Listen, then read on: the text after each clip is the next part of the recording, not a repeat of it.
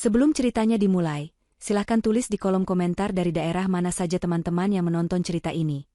Jangan lupa like dan subscribe agar channel ini bisa semakin berkembang dan bisa mempersembahkan cerita yang lebih menarik lagi.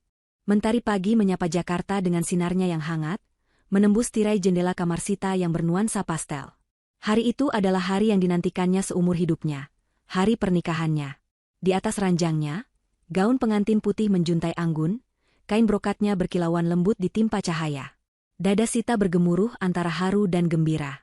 Ia bangkit, memandang pantulan dirinya di cermin, mencoba membayangkan sebentar lagi ia akan berdiri di samping Reza, pria yang ia yakini adalah belahan jiwanya. Sita adalah wanita berusia 27 tahun, dengan senyum yang selalu tersungging dan mata yang memancarkan optimisme. Ia dibesarkan dalam kesederhanaan, namun penuh cinta oleh ibunya, Ibu Dewi. Sejak kecil, Sita hanya memiliki Ibu Dewi sebagai satu-satunya pahlawan. Ayahnya telah meninggal dunia saat ia masih balita, meninggalkan Ibu Dewi seorang diri membesarkan Sita dengan perjuangan yang tak kenal lelah. Ibu Dewi adalah penjahit rumahan yang tak pernah mengeluh. Setiap jahitan di jemarinya adalah tetesan keringat cinta untuk putri semata wayangnya. Sita sangat menyayangi ibunya, melebihi apapun di dunia ini. Setiap mimpi yang ia rajut, selalu ada ibunya di dalamnya. Baginya, kebahagiaan ibunya adalah prioritas utama. Hubungan Sita dengan Reza terjalin selama 3 tahun terakhir. Reza adalah seorang pengusaha muda yang menjanjikan, putra tunggal dari keluarga terpandang dan cukup berada di Jakarta. Awalnya, Sita ragu. Ia merasa latar belakang mereka terlalu jauh berbeda. Namun, Reza berhasil meyakinkannya dengan janji-janji manis dan perhatian yang tak putus. Ia meyakinkan Sita bahwa cinta mereka melampaui segala perbedaan. Reza terlihat begitu sempurna di mata Sita, tampan, mapan, dan selalu memperlakukannya dengan manis, setidaknya di hadapan Sita. Janji Reza untuk selalu menjaga dan menghormati Ibu Dewi adalah salah satu hal yang membuat hati Sita luluh. "Sita, sudah bangun, Nak?" Suara lembut Ibu Dewi terdengar dari balik pintu, disusul ketukan pelan. Sita segera membuka pintu, senyum lebar terukir di wajahnya. "Sudah, Bu, tidak sabar rasanya." Ibu Dewi tersenyum, mengusap lembut pipi putrinya. Mata tuanya memancarkan kebahagiaan yang tak terhingga. "Ibu juga tidak sabar melihatmu bersanding, Nak. Semua perjuangan ibu terbayar lunas hari ini." Mereka berpelukan erat, merasakan kehangatan cinta yang tak tergantikan. Ibu Dewi membantu Sita bersiap. Hari sebelumnya, suasana rumah Sita dipenuhi dengan kegembiraan saat acara pengajian pernikahan digelar. Para tetangga dan kerabat dekat berkumpul, melantunkan ayat-ayat suci, memohon keberkahan untuk pernikahan Sita.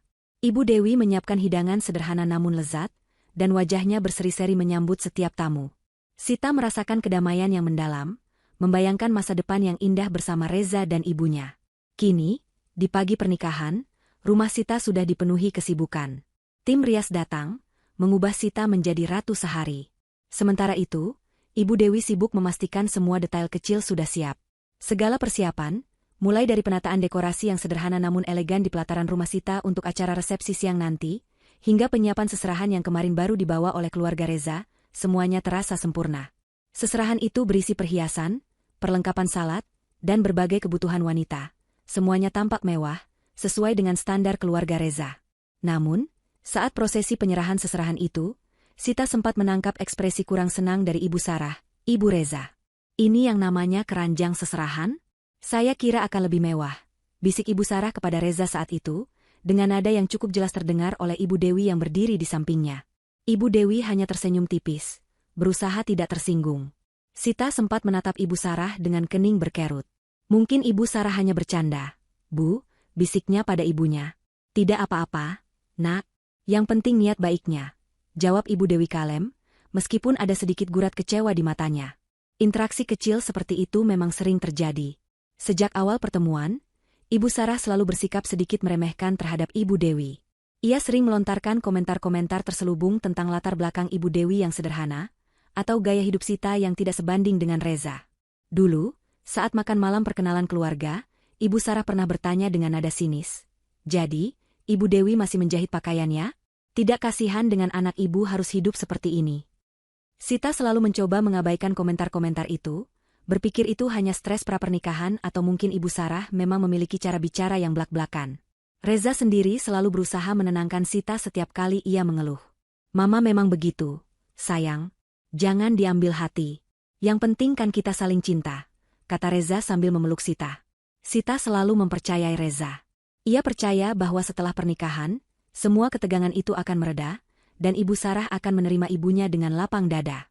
Pukul 8 pagi, rombongan keluarga Reza tiba di kediaman Sita untuk menjemputnya. Rumah Sita yang kecil namun asri sudah dihias dengan bunga-bunga segar. Wajah Reza tampak gagah dengan busana pengantinnya, senyumnya mengembang saat melihat Sita yang sudah berbalut gaun putih. "Kamu cantik sekali, sayang," bisik Reza seraya menggenggam tangan Sita. "Kamu juga tampan," balas Sita, pipinya merona. Namun, di tengah keramaian dan tawa, Sita kembali merasakan atmosfer yang sedikit berbeda dari Ibu Sarah. Ibu Sarah berdiri dengan angkuh, sesekali melirik Ibu Dewi dengan tatapan meremehkan. Ibu Dewi, dengan busana kebaya sederhananya namun rapi, tetap berusaha tersenyum ramah menyambut para tamu dari pihak besan. "Bu Dewi, apa tidak malu hanya dengan begini saja menyambut tamu?" Celetuk salah satu kerabat Reza yang akrab dengan Ibu Sarah, suaranya sengaja dibuat keras hingga terdengar oleh Ibu Dewi. "Maaf, Bu. Rumah kami memang sederhana," jawab Ibu Dewi, mencoba tetap tenang. Ibu Sarah tersenyum sinis. "Ya, memang harusnya begitu. Jangan memaksakan diri." Sita mengepalkan tangannya. Ia ingin membela ibunya, tetapi Reza tiba-tiba menggenggam tangannya lebih erat, seolah memberi isyarat agar ia tidak membuat keributan di hari penting ini. Sita menahan diri, mengambil napas dalam-dalam. Ia percaya, semua ini akan segera berakhir. Setelah ia resmi menjadi istri Reza, ia akan memiliki hak untuk melindungi ibunya. Ia akan memastikan tidak ada lagi yang menghina ibunya. Impiannya adalah membangun keluarga kecil yang bahagia, di mana ibunya bisa hidup nyaman, jauh dari cibiran dan hinaan. Perjalanan menuju masjid tempat akad nikah berlangsung terasa campur aduk bagi Sita. Di satu sisi, ia bahagia akan segera bersatu dengan Reza. Di sisi lain, hatinya sedikit gelisah dengan sikap Ibu Sarah yang seolah tak pernah berubah. Ia berdoa dalam hati agar semua kekhawatiran ini hanyalah ilusi semata, dan kebahagiaan sejati akan segera datang. Di masjid yang indah, suasana haru dan sakral menyelimuti prosesi akad nikah. Dengan lantang dan jelas, Reza mengucapkan ijab kabul. Sita merasakan getaran di hatinya saat ia resmi menjadi istri Reza. Ia menatap ibunya yang duduk di barisan depan, air mata bahagia membasahi pipi Ibu Dewi. Saat itulah, Sita merasa semua pengorbanannya dan pengorbanan ibunya terbayar sudah. Ia tersenyum, membayangkan kehidupan barunya yang penuh kedamaian dan kebahagiaan. Mereka pun menuju lokasi resepsi yang digelar di sebuah aula hotel mewah yang disewa oleh keluarga Reza. Dekorasi megah dan tamu-tamu terpandang memenuhi ruangan. Sita dan Reza berdiri di pelaminan, menyambut para tamu yang datang memberikan ucapan selamat. Gemuruh musik tradisional mengiringi langkah Sita dan Reza di karpet merah menuju pelaminan. Senyum bahagia terukir di wajah mereka, menyapa ratusan pasang mata yang memadati ballroom hotel mewah itu. Aroma bunga melati dan mawar berpadu dengan wangi masakan catering kelas atas, menciptakan suasana perayaan yang megah dan mewah. Ini adalah momen puncak bagi Sita, setelah melewati prosesi akad nikah yang sakral di masjid. Kini, ia resmi menjadi istri Reza, putra dari keluarga terpandang yang selama ini selalu ia anggap di atas segalanya. Sita merasa bagai putri dalam dongeng. Gaun pengantin putihnya menjuntai indah, taburan kristal di bagian dadanya berkilauan memantulkan cahaya lampu gantung kristal di langit-langit ballroom. Tatapan mata Reza yang penuh cinta seolah menghapus semua kekhawatiran kecil yang sempat menghantuinya di pagi hari. Ia yakin, setelah ini, semuanya akan baik-baik saja. Ia akan menjalani kehidupan baru yang bahagia, bersama Reza dan tentunya, Ibu Dewi, ibunya tercinta. Ibu Dewi, dengan kebaya brokat berwarna krem yang dijahitnya sendiri, duduk di meja bundar khusus keluarga dekat, tak jauh dari pelaminan. Matanya tak lepas dari putrinya, sesekali menyeka sudut matanya yang berair.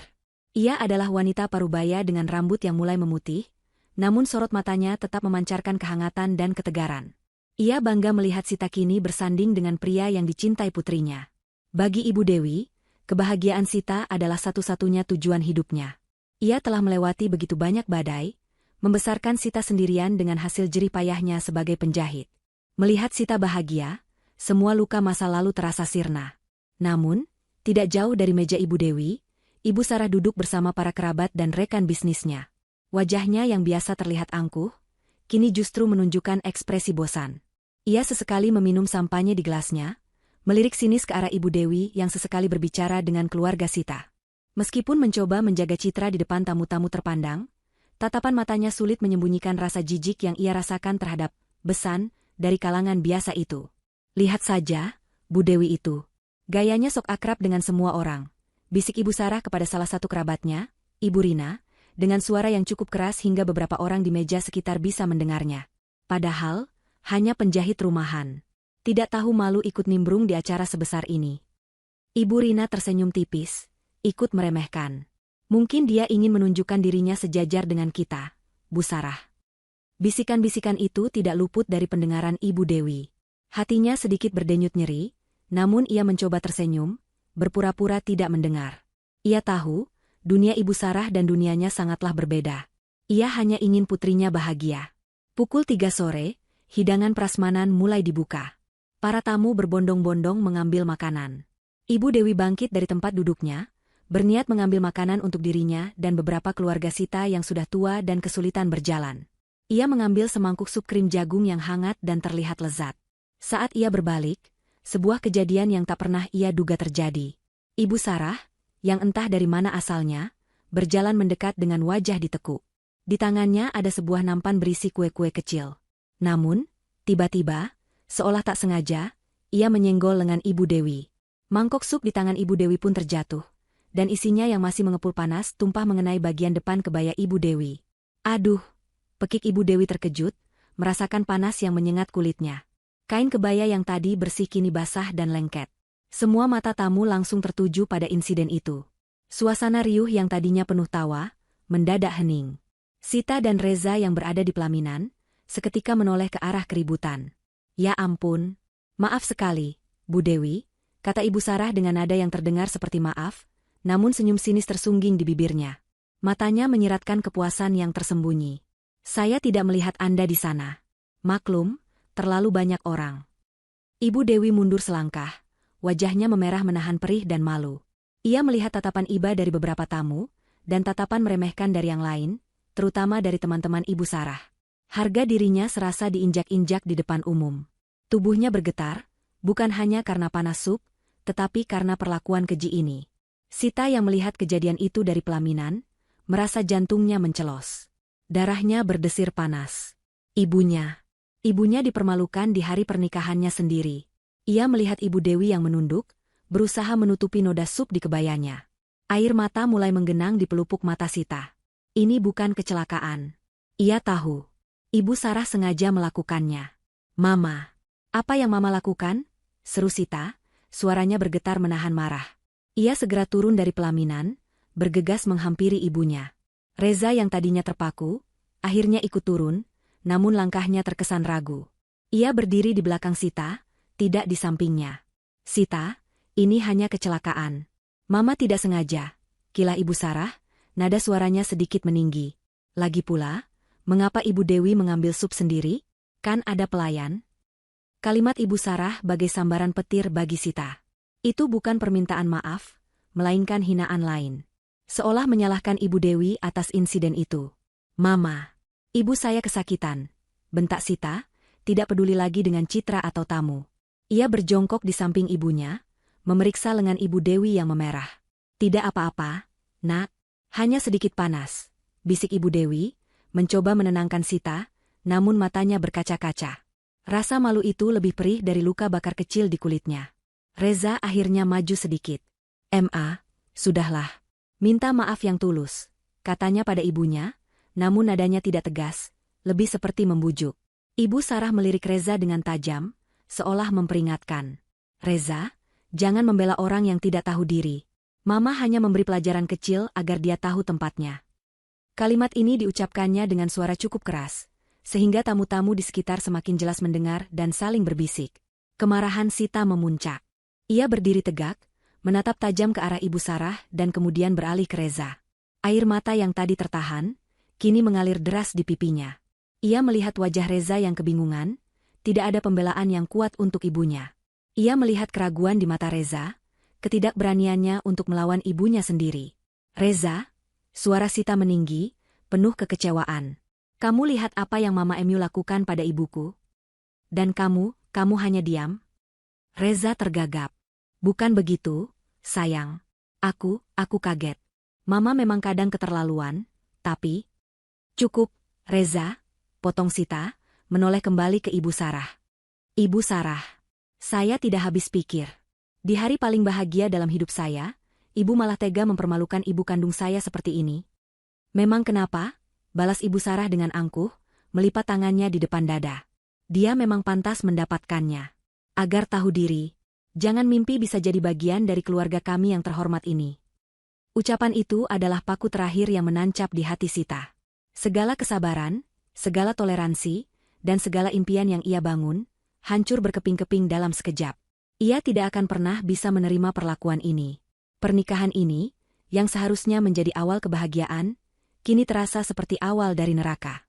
Sita menoleh ke arah ibunya, yang kini sudah dibantu berdiri oleh beberapa kerabat Sita yang ikut terkejut.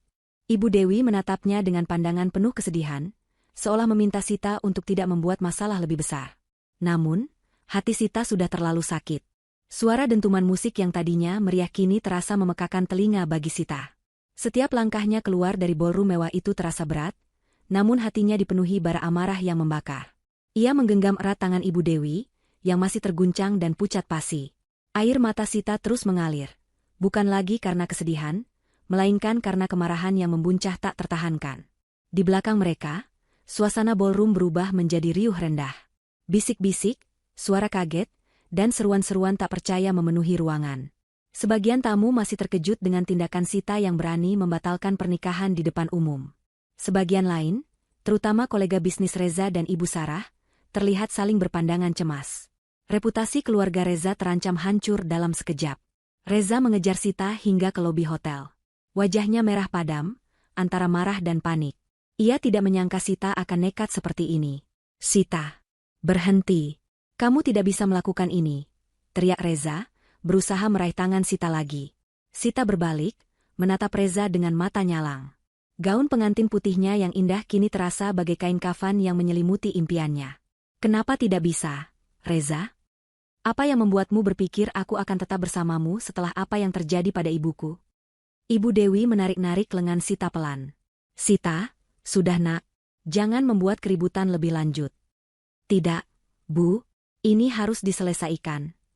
Sita mengacuhkan ibunya, pandangannya terkunci pada Reza. Kamu lihat ibuku dipermalukan, disiram sup panas di hari pernikahanku sendiri, dan apa yang kamu lakukan? Kamu hanya berdiri diam, seperti pengecut. Kamu tidak pantas menjadi suamiku. Reza tergagap. Aku terkejut. Sayang. Mama memang keterlaluan, tapi... Keterlaluan? Ini bukan lagi soal keterlaluan, Reza. Ini penghinaan. Penghinaan terhadap wanita yang melahirkanku, yang membesarkanku sendirian. Kamu berjanji akan menjaganya, menghormatinya. Tapi apa yang kamu lakukan? Bahkan ucapan maaf yang tulus pun tidak keluar dari mulut ibumu, malah menyalahkannya. Suara Sita meninggi, menarik perhatian staf hotel dan beberapa tamu yang sedang berlalu lalang. Tak lama kemudian, Ibu Sarah juga menyusul, dengan wajah yang kini lebih dominan merah padam karena marah daripada pucat karena terkejut. Ia diiringi oleh Ibu Rina dan beberapa kerabat lain. Apa-apaan ini? Sita, kamu sudah menikah dengan anak saya.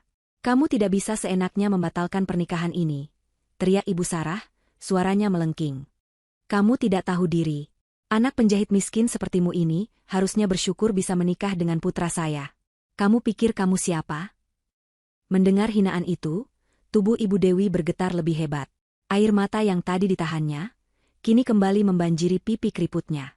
Ia mencoba menutupi wajahnya dengan tangan. Melihat ibunya begitu terluka, kemarahan Sita meledak. Ia maju selangkah, menatap Ibu Sarah dengan tatapan yang membara. Ibu Sarah, Anda bicara apa? Saya tidak pernah peduli dengan harta atau status. Yang saya inginkan hanya kebahagiaan dan keluarga yang saling menghormati. Tapi Anda menghancurkan semuanya. Anda memperlakukan ibu saya seperti sampah. Memang dia sampah. Miskin, kampungan, tidak tahu etika.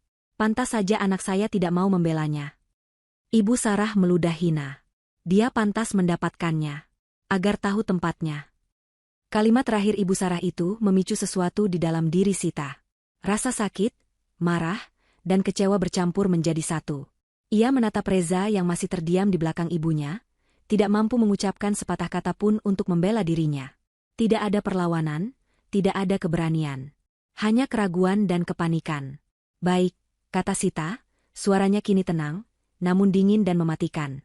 Karena Anda berpikir ibu saya sampah, dan saya tidak pantas untuk keluarga terhormat Anda, maka saya pastikan, pernikahan ini batal.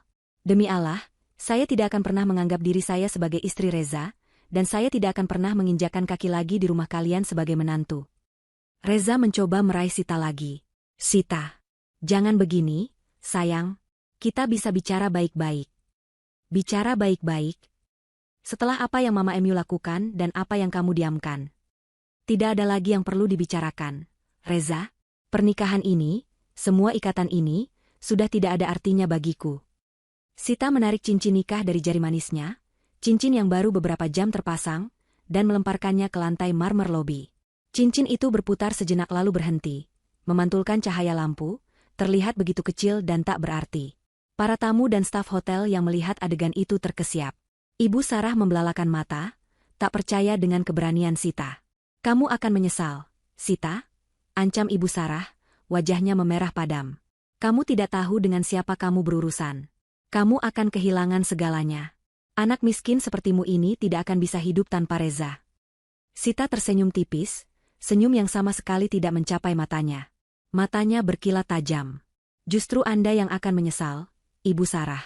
Anda dan putra Anda. Saya akan pastikan itu. Anda akan menyesali setiap hinaan yang Anda lontarkan kepada ibu saya, dan setiap detik ketidakberdayaan putra Anda. Saya tidak akan kehilangan apapun. Justru saya baru saja mendapatkan kebebasan saya kembali.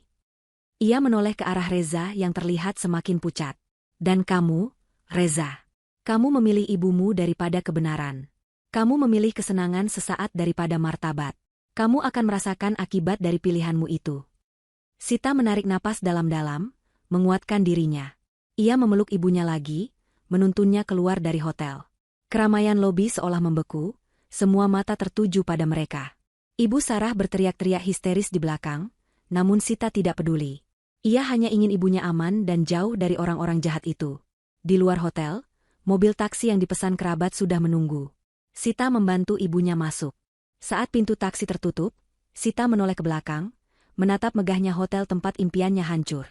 Ia melihat Reza dan Ibu Sarah berdiri di pintu lobi, dengan wajah panik dan penuh amarah. Ini belum berakhir, bisik Sita pelan, penuh dendam. Ini baru permulaan.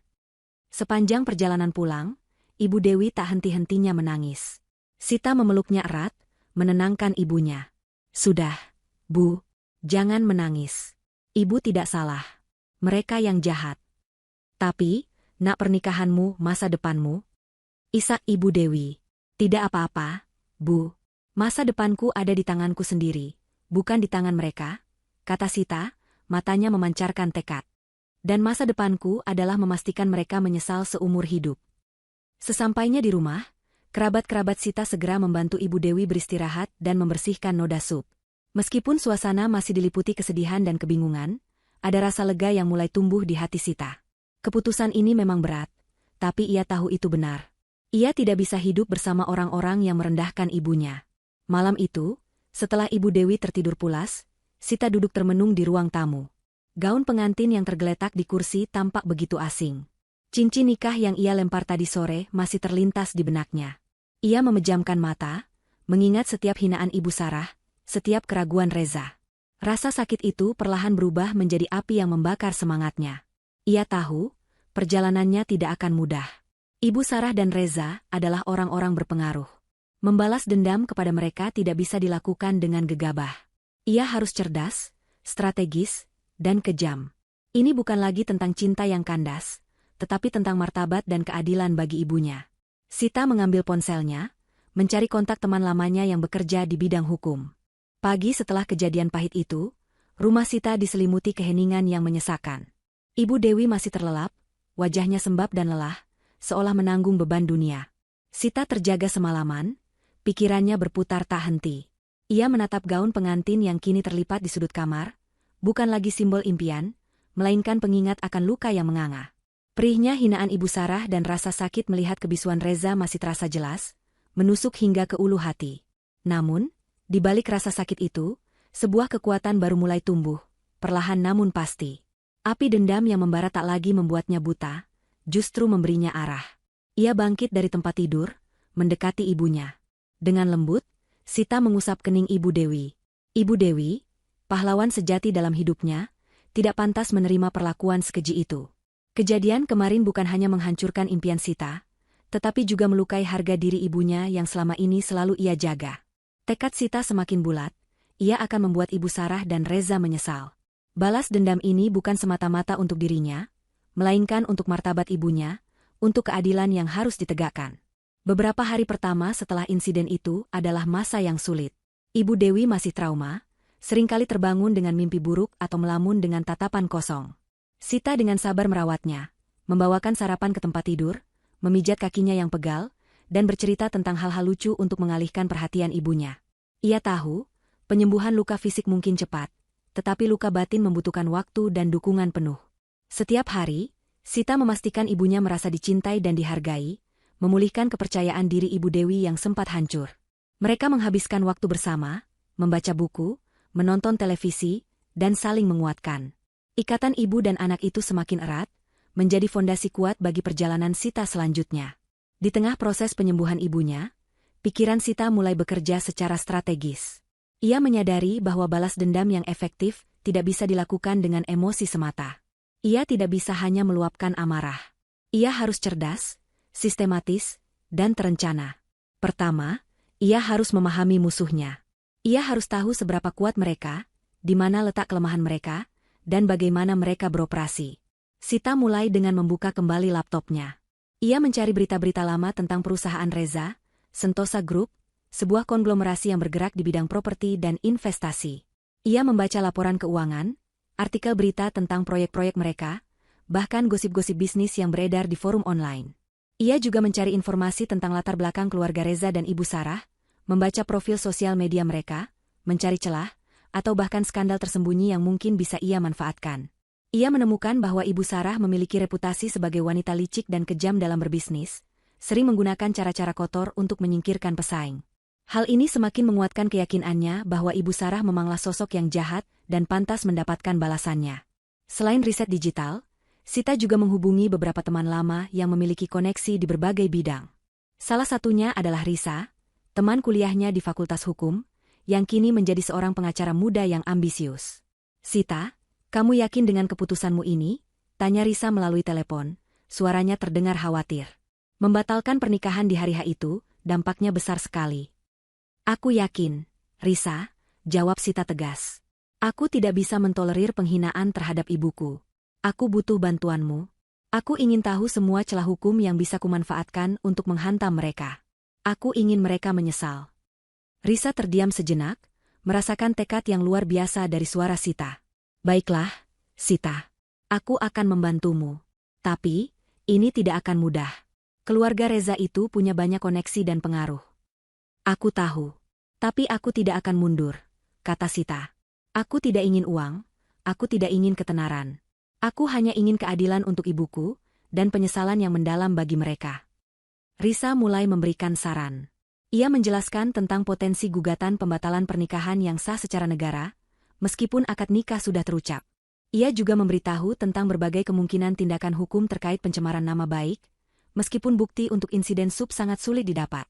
Namun, Risa lebih menekankan pada strategi bisnis dan keuangan.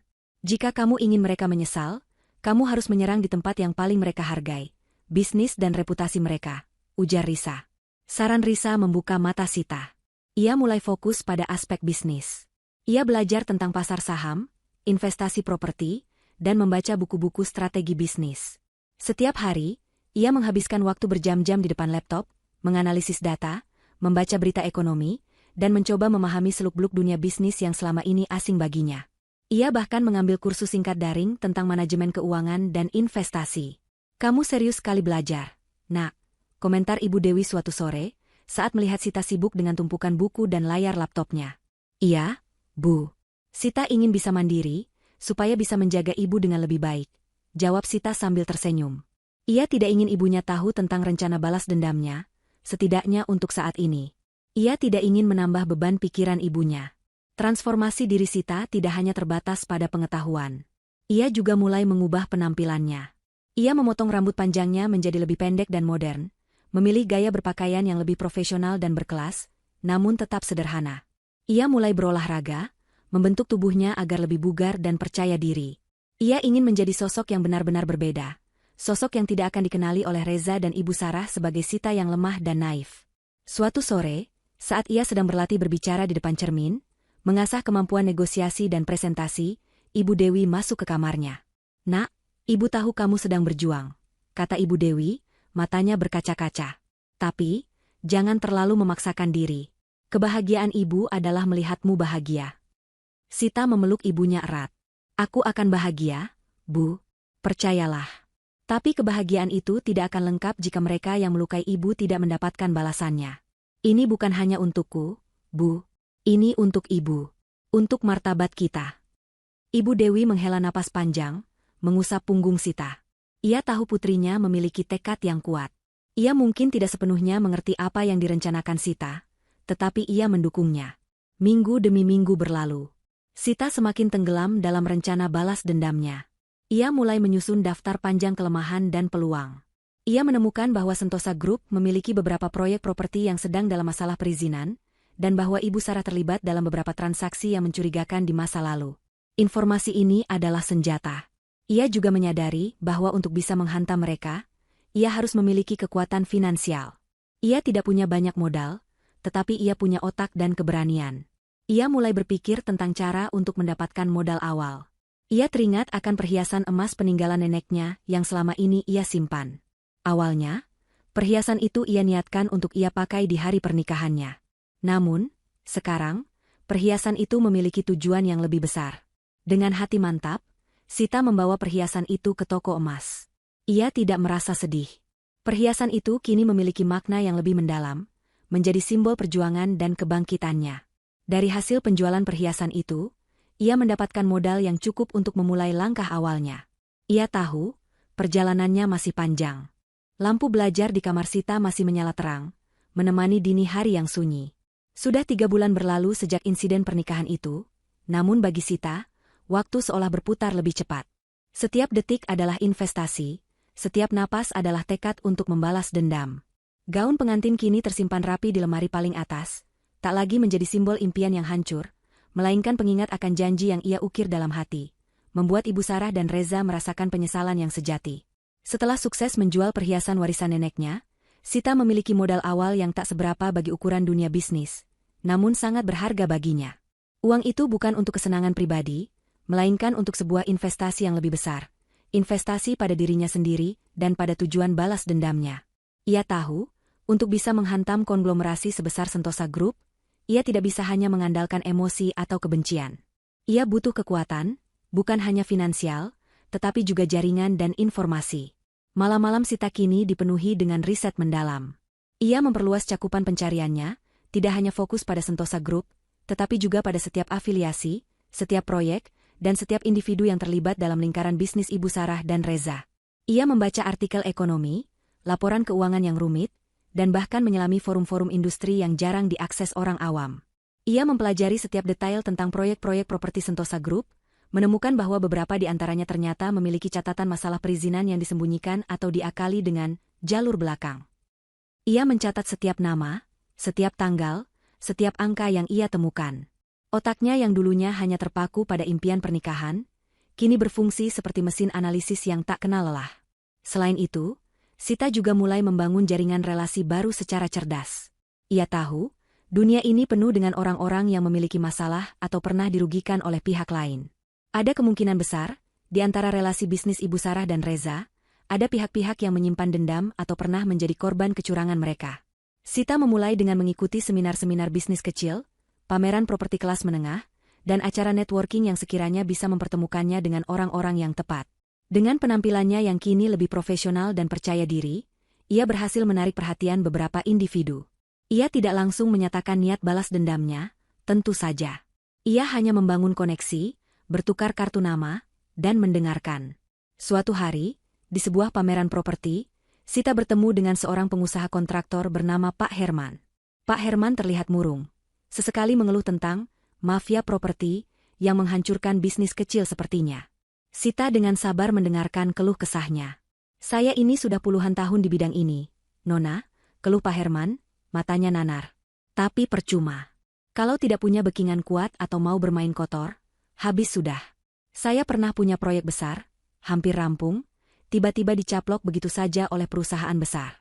Mereka gunakan segala cara, mulai dari intimidasi, sampai memalsukan dokumen.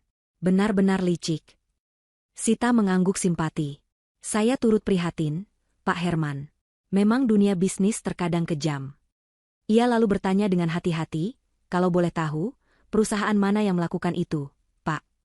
Pak Herman menghela napas berat. Sentosa Group. Perusahaan si Reza itu. Dan yang paling kejam ibunya, Ibu Sarah.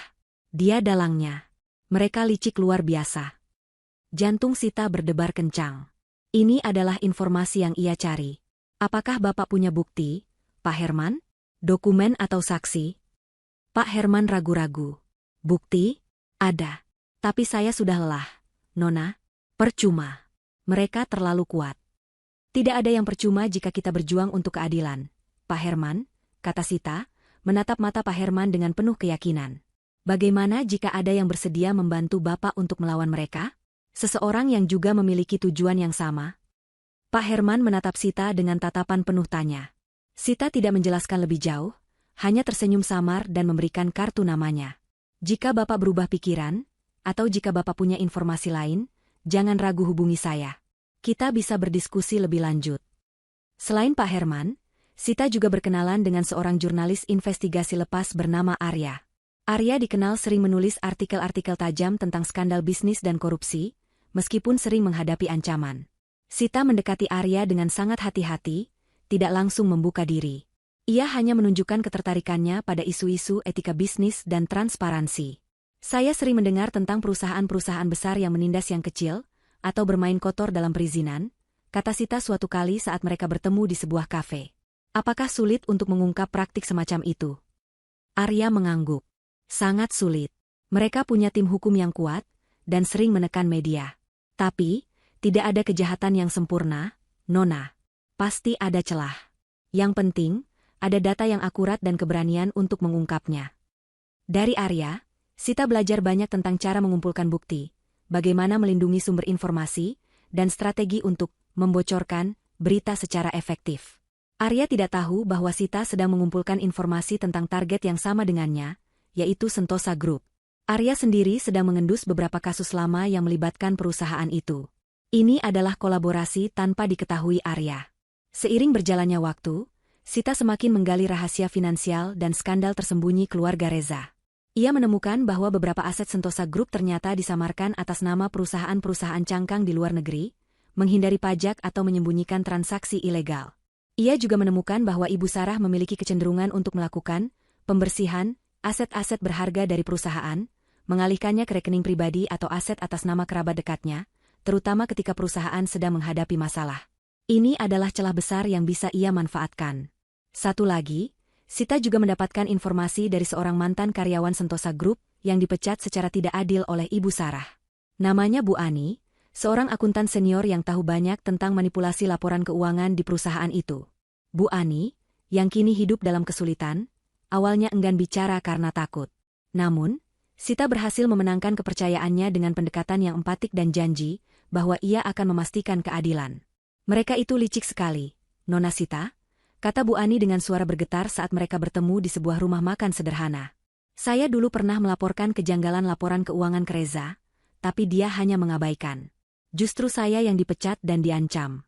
Ibu Sarah yang mendalangi semua itu. Jangan khawatir, Bu Ani. Saya akan pastikan mereka tidak bisa lagi melakukan hal itu. Janji Sita, tangannya menggenggam tangan wanita tua itu. Saya hanya butuh bantuan ibu untuk memahami detail-detail ini. Bu Ani akhirnya setuju untuk membantu Sita, menyerahkan beberapa salinan dokumen yang sempat ia simpan secara sembunyi-sembunyi, yang menunjukkan indikasi manipulasi finansial. Dokumen-dokumen ini adalah bukti emas yang sangat berharga. Selain pengumpulan informasi, Sita juga tak henti-hentinya melakukan transformasi diri. Ia mendaftar di gym, mengikuti kelas bela diri untuk meningkatkan kekuatan fisik dan mentalnya. Ia tahu, dalam menghadapi musuh sekuat Ibu Sarah, ia harus kuat secara fisik dan mental. Setelah berbulan-bulan tenggelam dalam riset dan persiapan, Sita akhirnya siap melancarkan serangan pertamanya. Bukan pukulan telak yang akan meruntuhkan kerajaan Sentosa Group dalam semalam, melainkan pukulan kecil yang terasa bagai gigitan nyamuk di kulit gajah, namun cukup mengganggu dan membuat Reza serta Ibu Sarah mulai merasakan ketidaknyamanan. Sita tahu, pertempuran ini adalah maraton, bukan sprint. Kesabaran dan presisi adalah kunci utama. Modal dari penjualan perhiasan neneknya, ditambah dengan beberapa tabungan yang ia sisihkan dari hasil pekerjaannya di masa lalu, kini ia gunakan untuk langkah strategis ini. Ia tidak menginvestasikan dana tersebut secara langsung ke bursa saham atau properti mewah. Sebaliknya, ia menyalurkannya melalui berbagai perantara yang tidak terkait dengannya secara langsung. Salah satunya adalah sebuah firma riset pasar kecil yang baru berkembang, yang ia minta untuk melakukan riset mendalam tentang salah satu proyek perumahan Sentosa Group yang sedang berjalan, Green Valley Residence. Proyek Green Valley Residence adalah salah satu andalan Sentosa Group. Lokasinya strategis, desainnya modern, dan digembar-gemborkan sebagai hunian masa depan. Namun, dari data yang dikumpulkan Sita, termasuk informasi dari Pak Herman dan Bu Ani, proyek ini memiliki masalah tersembunyi. Ada indikasi bahwa lahan yang digunakan sebagian besar adalah area resapan air yang dialihfungsikan secara ilegal, serta adanya beberapa izin yang dipalsukan atau didapatkan dengan cara suap di masa lalu. Bu Ani bahkan punya salinan dokumen yang menguatkan dugaan ini. Sita meminta firma riset pasar itu untuk menyebarkan hasil riset mereka secara halus di kalangan investor kecil dan forum properti online.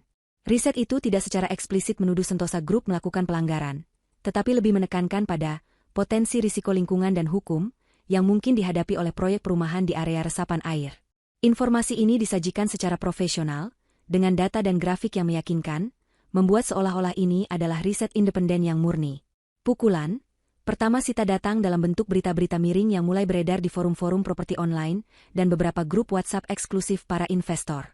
Anomali perizinan di Green Valley Residence, calon pembeli harap waspada, atau rumor, proyek X terancam masalah lingkungan. Para investor kecil dan calon pembeli mulai sedikit resah. Mereka menghubungi bagian pemasaran Sentosa Group, menanyakan kebenaran rumor tersebut. Di kantor Sentosa Group, Reza mulai merasakan adanya gangguan. Telepon dari calon pembeli dan investor yang menanyakan rumor aneh tentang proyek Green Valley Residence semakin sering masuk. Awalnya, ia mengabaikannya. Apa-apaan ini? Hanya rumor murahan. Keluh Reza kepada asistennya, Arya, bukan jurnalis Arya, ini asisten Reza. Pasti ini ulah pesaing yang iri. Ibu Sarah, yang lebih peka terhadap dinamika pasar, mulai merasa tidak nyaman. Rumor sekecil apapun bisa jadi masalah besar. Reza, coba selidiki dari mana asal rumor ini. Kita tidak bisa meremehkan hal sekecil apapun, terutama di bisnis properti. Mereka berdua memerintahkan tim hukum dan tim PR mereka untuk segera membantah rumor tersebut, menyatakan bahwa itu adalah fitnah tak berdasar, dan upaya menjatuhkan nama baik perusahaan. Tim PR segera merilis pernyataan resmi, tetapi keraguan sudah mulai menyebar di benak beberapa pihak. Calon pembeli mulai menunda keputusan, investor mulai menahan diri. Angka penjualan Green Valley Residence sedikit menurun, meskipun belum signifikan. Serangan kedua datang dari sektor lain. Melalui koneksinya dengan Bu Ani, Sita mendapatkan akses ke daftar beberapa pemasok material konstruksi yang selama ini bekerja sama dengan Sentosa Group. Sita kemudian mengirimkan email anonim kepada beberapa pemasok kecil dan menengah tersebut, mengungkapkan informasi tentang potensi keterlambatan pembayaran dari Sentosa Group di masa lalu, dan bahkan beberapa cerita tentang bagaimana Sentosa Group sering menunda pembayaran kepada pemasok kecil demi keuntungan mereka sendiri. Email tersebut disajikan dengan data yang valid, seperti tanggal pembayaran yang tertunda dan jumlah tunggakan. Meskipun informasinya tidak selalu 100% akurat untuk setiap pemasok, namun cukup menimbulkan kekhawatiran dan memicu obrolan di antara mereka. Beberapa pemasok yang selama ini memang punya pengalaman buruk dengan Sentosa Group, mulai mengeluh lebih keras. Akibatnya, beberapa pemasok kecil mulai menunda pengiriman material ke proyek-proyek Sentosa Group, menuntut pembayaran di muka atau memperketat syarat kredit. Ini menyebabkan sedikit keterlambatan dalam jadwal pembangunan. Pak Reza, pengiriman baja dari PT Logam Jaya tertunda lagi. Mereka meminta pembayaran di muka, padahal kita baru akan membayar setelah barang tiba. Lapor kepala proyek kepada Reza, wajahnya tampak frustrasi. Reza menggebrak meja. Apa-apaan ini? Sejak kapan Logam Jaya berani seperti itu? Mereka tahu kita klien terbesar mereka. Ibu Sarah yang mendengarnya, mengerutkan kening. Ini aneh. Ada apa ini? Ada yang berusaha mengganggu kita. Ia merasakan firasat buruk, namun belum bisa menebak siapa dalangnya. Mungkin mereka hanya mencoba peruntungan. Ma, sahut Reza, mencoba meredakan kekhawatiran ibunya. Ia masih terlalu sombong untuk percaya bahwa ada pihak yang berani mengganggu mereka. Ia menganggap semua ini hanya kebetulan atau ulah kompetitor biasa. Sita mengamati semua reaksi ini dari jauh, dari balik layar laptopnya di rumah sederhana mereka. Senyum tipis terukir di bibirnya.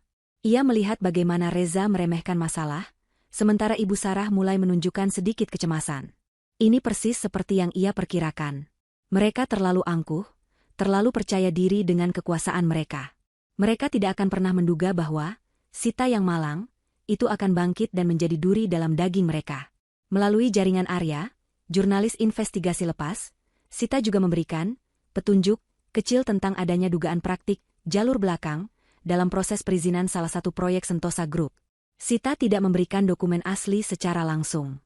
Ia hanya memberikan informasi awal yang cukup untuk memicu rasa ingin tahu Arya.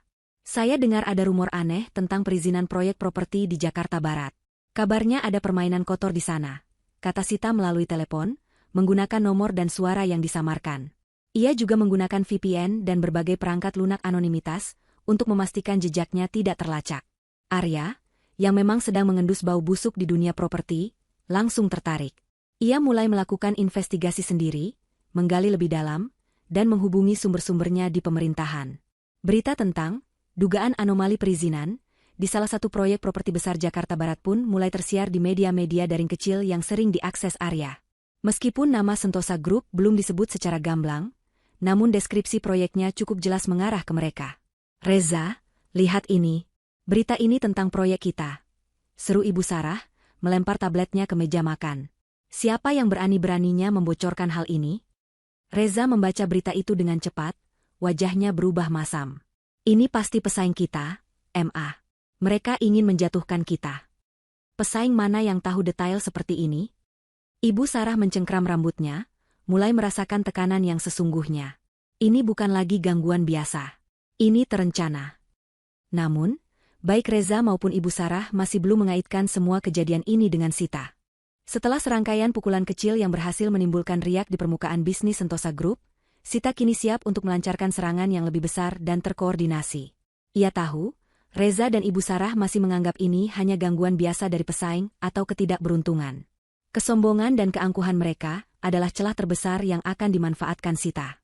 Targetnya jelas. Mengganggu stabilitas finansial dan merusak reputasi Sentosa Group secara signifikan, hingga mereka mulai merasakan dampak yang sesungguhnya. Pukulan pertama yang lebih besar datang melalui pasar saham. Dengan modal yang terbatas namun dibantu oleh seorang broker investasi kecil yang jujur dan profesional, yang ia temui melalui jaringan barunya, Sita mulai melakukan penjualan saham minoritas Sentosa Group secara terencana dan bertahap. Ia tidak menjual saham dalam jumlah besar sekaligus, yang bisa menarik perhatian. Sebaliknya, ia menyebarkan penjualan itu melalui beberapa akun berbeda, menciptakan pola penurunan harga saham yang terlihat organik namun persisten. Pak Reza, harga saham Sentosa Group terus menurun. Tidak drastis, tapi konsisten selama beberapa minggu terakhir, lapor Kepala Divisi Keuangan, Bapak Anto, dengan nada cemas. Reza mengernyitkan dahi. Ada apa ini? Bukannya laporan keuangan kita masih bagus? Iya, Pak. Tapi, ada rumor di pasar bahwa proyek Green Valley Residence bermasalah. Dan juga, ada kekhawatiran dari beberapa investor kecil tentang praktik pembayaran kita kepada pemasok. Bapak Anto melihat ke arah Ibu Sarah yang sedang menatap layar monitor dengan tatapan tajam. Ibu Sarah menggebrak meja. Rumor murahan. Siapa yang menyebarkannya? Ini pasti ulah si Sita sialan itu. Dia tidak mungkin punya kekuatan untuk melakukan ini, kan? Meskipun ia mencoba terdengar yakin, ada sedikit nada keraguan dalam suaranya. Ia mulai merasa ada sesuatu yang tidak beres. Reza mencoba menenangkan ibunya. Tidak mungkin, Ma. Sita itu, dia hanya gadis biasa. Tidak mungkin dia punya jaringan sebesar ini. Ini pasti ulah pesaing kita yang cemburu. Namun, di balik keyakinan semu Reza, ketegangan mulai terasa di ruang rapat direksi. Para pemegang saham minoritas mulai menanyakan tentang penurunan harga saham, dan beberapa bahkan mulai mempertimbangkan untuk menjual kepemilikan mereka. Ini adalah pukulan pertama yang mengenai inti keuangan Sentosa Group. Serangan kedua Sita berfokus pada ranah hukum dan perizinan. Melalui kolaborasi rahasia dengan Pak Herman, kontraktor yang pernah dicurangi Sentosa Group, dan Bu Ani, mantan akuntan yang memiliki dokumen internal, Sita mengumpulkan bukti-bukti yang lebih kuat tentang penyalahgunaan perizinan di proyek Green Valley Residence, serta manipulasi laporan keuangan. Dokumen-dokumen ini kemudian disalurkan secara anonim kepada Arya, jurnalis investigasi lepas. Arya, yang sejak awal sudah tertarik dengan petunjuk Sita, kini memiliki bukti-bukti yang jauh lebih konkret. Ia mulai menulis artikel investigasi yang jauh lebih berani, secara eksplisit menyebut nama Sentosa Group dan proyek Green Valley Residence. Artikel itu membeberkan detail tentang dugaan pengalihfungsian lahan resapan air ilegal, suap dalam proses perizinan, dan manipulasi data lingkungan. Ketika artikel itu rilis di beberapa media daring investigasi independen, Sentosa Group langsung kebakaran jenggot.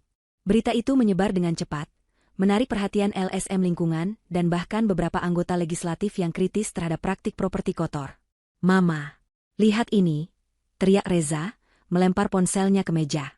Sebuah artikel berita daring dengan judul mencolok terpampang di layar, Sentosa Group tersandung skandal lingkungan dan perizinan ilegal di proyek elit Jakarta Barat. Ibu Sarah membaca artikel itu, wajahnya memucat. Ini bukan lagi rumor. Ini adalah tuduhan serius dengan bukti-bukti yang terlihat meyakinkan. Siapa yang membocorkan ini?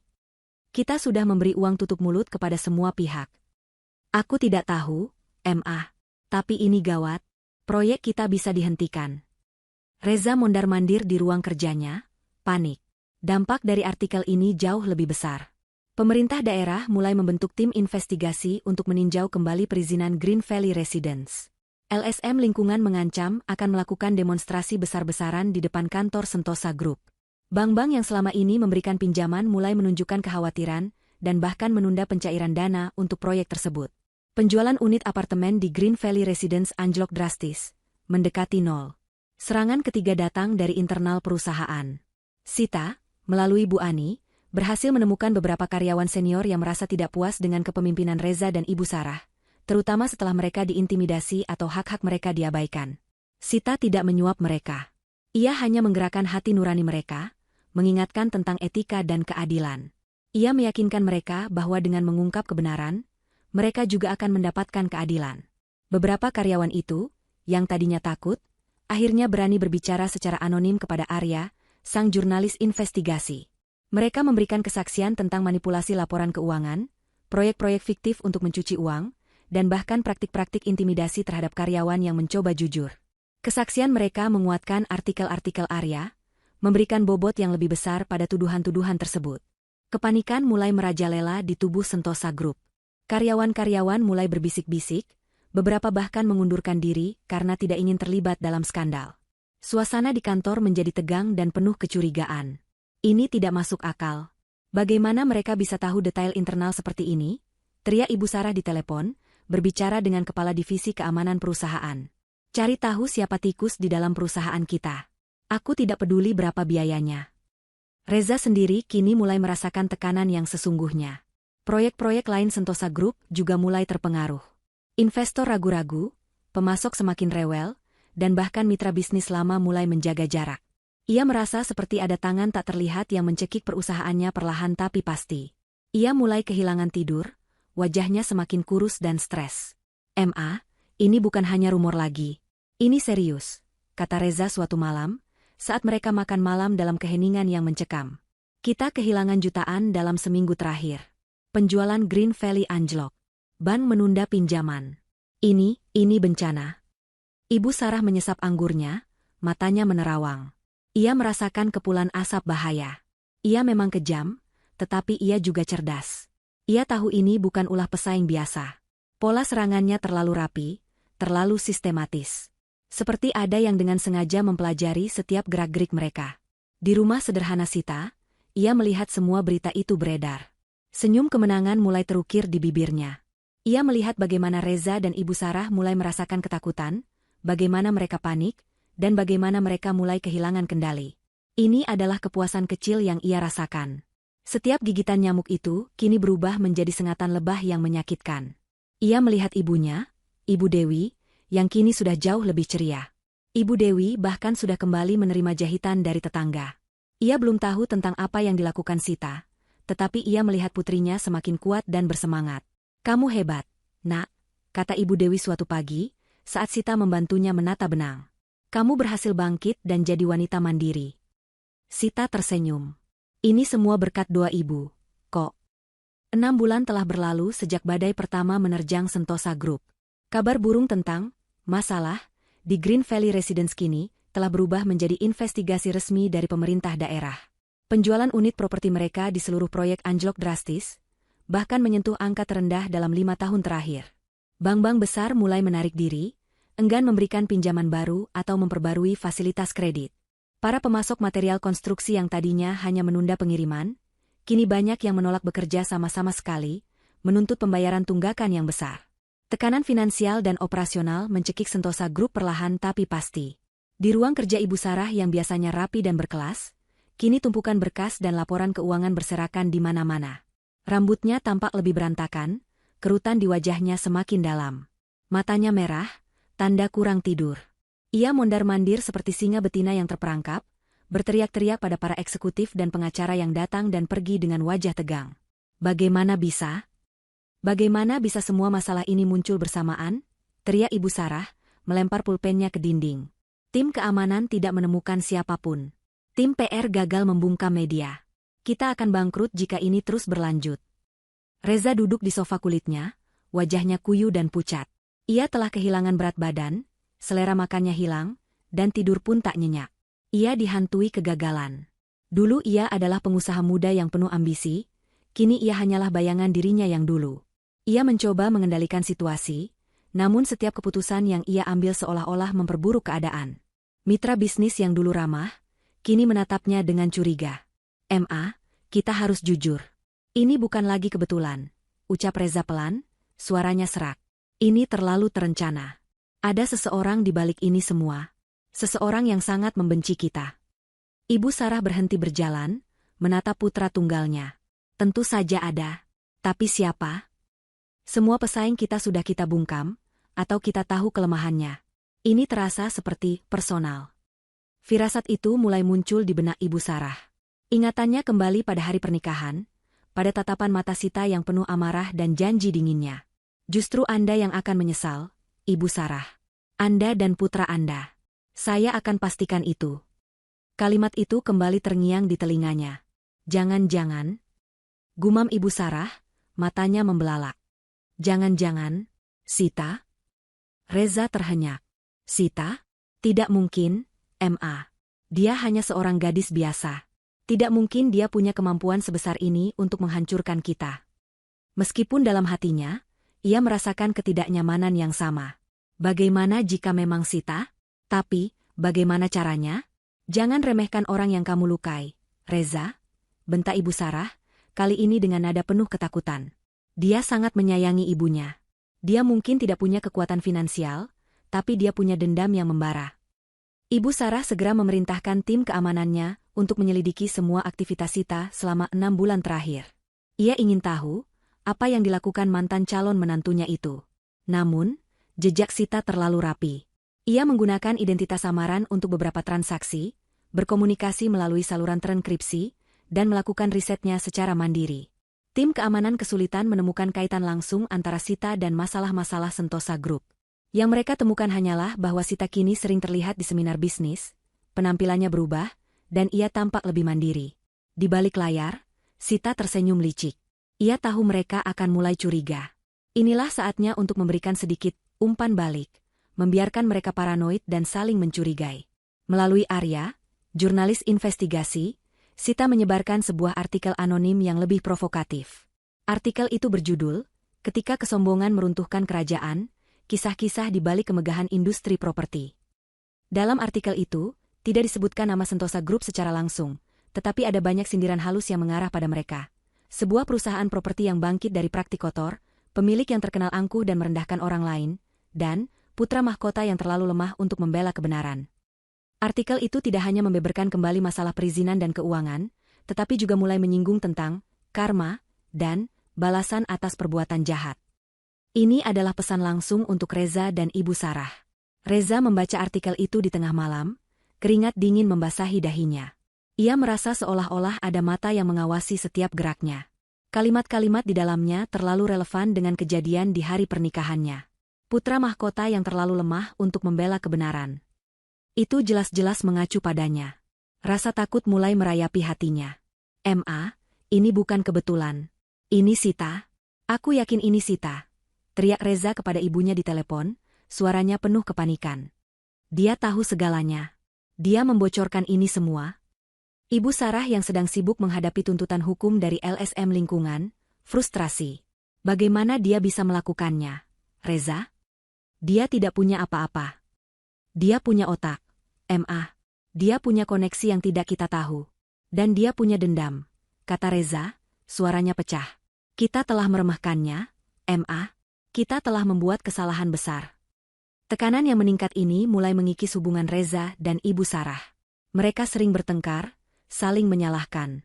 Ibu Sarah menuduh Reza terlalu lemah, tidak mampu mengurus perusahaan. Reza menyalahkan Ibu Sarah atas arogansi dan perlakuan kasarnya yang memicu dendam Sita. Ini semua salahmu, Kalau saja Mama tidak mempermalukan Ibu Dewi di depan umum. Kalau saja Mama tidak meremehkan Sita. Teriak Reza dalam sebuah pertengkaran sengit. Apa? Kau menyalahkan Mama? Balas Ibu Sarah, wajahnya merah padam. Kalau saja kamu punya nyali untuk membela diri, Sita tidak akan berani seperti ini. Kamu itu payah. Pertengkaran mereka semakin sering terjadi, membuat suasana di rumah mewah mereka dipenuhi ketegangan. Mereka berdua kehilangan kepercayaan satu sama lain. Para karyawan dan staf di Sentosa Group merasakan hawa permusuhan ini, dan semakin banyak yang memilih untuk meninggalkan kapal yang mulai karam. Sementara itu, Sita terus memantau setiap perkembangan dengan cermat. Ia mendapatkan laporan dari Risa tentang investigasi hukum yang semakin intensif terhadap Sentosa Group. Ia juga menerima kabar dari Bu Ani tentang banyaknya karyawan senior yang mengundurkan diri dan keretakan di internal perusahaan. Dari Arya, ia tahu bahwa publik kini menyoroti Sentosa Group dengan citra negatif. Sita sesekali menyewa jasa seorang mystery shopper untuk mengamati perilaku Reza dan Ibu Sarah di depan umum. Ia ingin melihat bagaimana mereka berinteraksi, seberapa besar tekanan yang mereka rasakan. Hasilnya memuaskan. Reza terlihat murung dan paranoid, sementara Ibu Sarah tampak semakin agresif dan mudah marah. Di rumahnya, Ibu Dewi melihat perubahan besar pada Sita. Putrinya yang dulu ceria dan polos, kini memiliki aura kekuatan dan ketajaman. Meskipun ia bangga, ada sedikit kekhawatiran di hatinya. Ia tahu Sita sedang dalam misi balas dendam, tetapi ia tidak ingin putrinya tenggelam dalam kebencian. Nak, kamu sudah jauh lebih kuat sekarang, kata Ibu Dewi lembut suatu malam, saat Sita sedang memeriksa laporan keuangan di laptopnya. Jangan sampai amarah menguasaimu. Sita tersenyum, menutup laptopnya. Ia memeluk ibunya. Tidak, Bu. Aku tidak akan membiarkan amarah menguasai. Aku hanya ingin keadilan. Dan keadilan ini akan segera terwujud.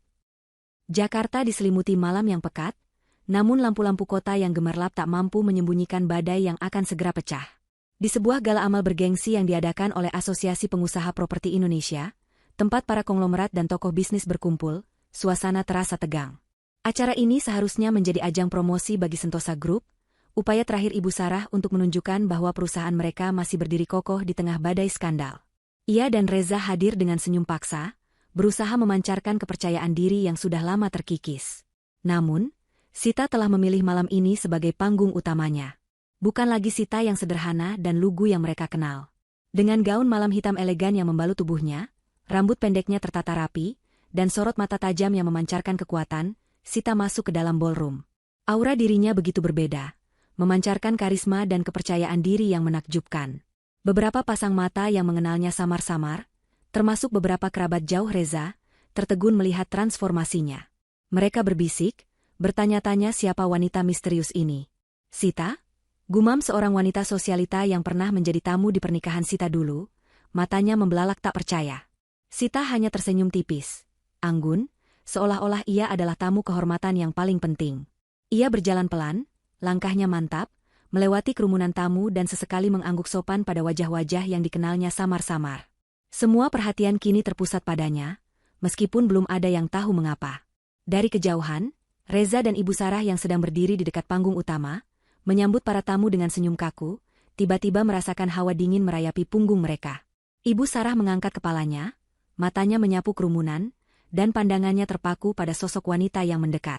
Gaun hitam, rambut pendek, sorot mata yang familiar namun kini begitu menakutkan. Jantungnya berdebar kencang. Wajahnya seketika pucat. "Reza, lihat itu," bisik Ibu Sarah, suaranya bergetar. Reza menoleh, dan matanya membelalak tak percaya.